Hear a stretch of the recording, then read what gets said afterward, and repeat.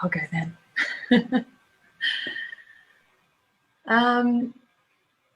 For me, and we talked a little bit about it yesterday in the call around your relationship with power. For me, it hasn't really been one moment. It's been one moment, I think, that kickstarted it, and then a few other moments that have kind of fed into where I'm at now.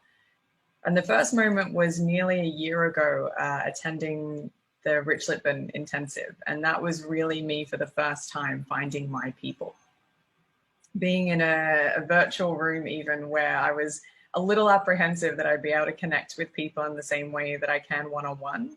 And I ended up finding deeper connections than I've ever found.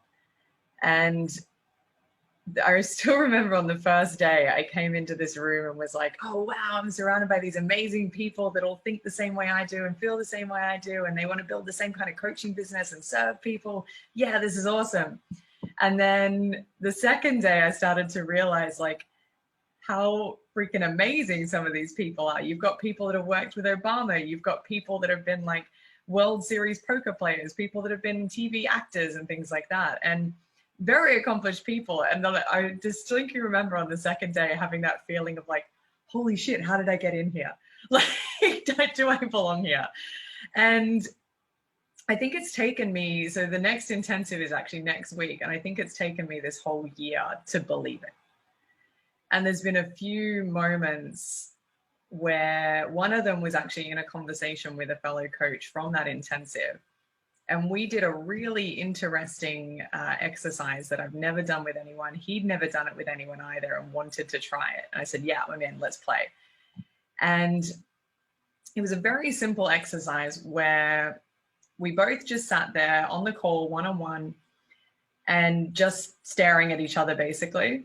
And the only things we were allowed to speak was how that experience, how we were feeling and how we were experiencing that moment. So nothing about the other person, not asking questions of the other person, just what we were feeling or thinking in that moment. And it took a while, but as we kind of got deeper into the exercise, the power that I felt come up in me was something I'd never felt, or never been in touch with is probably the better way to describe it. And I think that was the first moment of me maybe coming a bit closer to believing what was really inside of me. The level of influence I can have with people, the communication skills I can have, the strategy, all of the things that make me great at doing what I do. It was the first time getting in touch with that deeper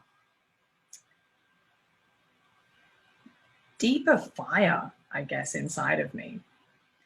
And so there was that experience. And then kind of more recently, I stepped into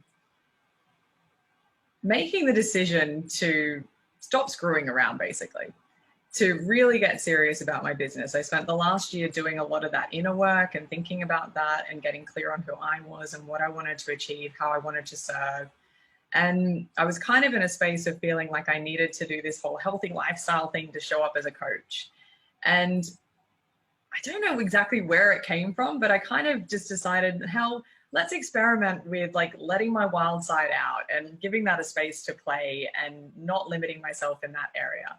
And the interesting thing around that is that by freeing up that, it's allowed me to free up like and release limitations in all areas of my life.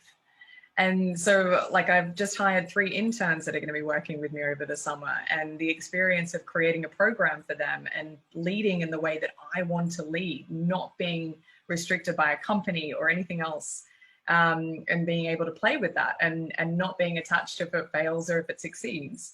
I woke up from a dream the other day and started writing a book that came from nowhere.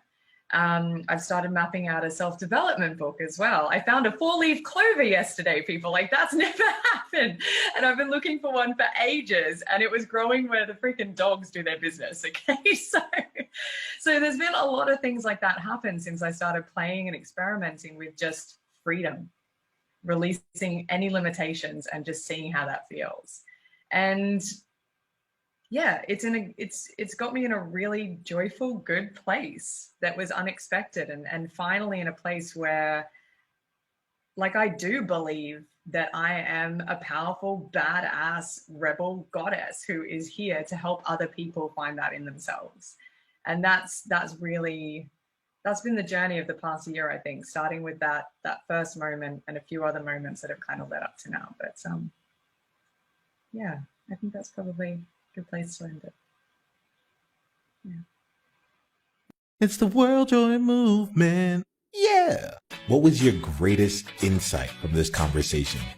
And if you want to come and be a part of a conversation like this live, it's really simple.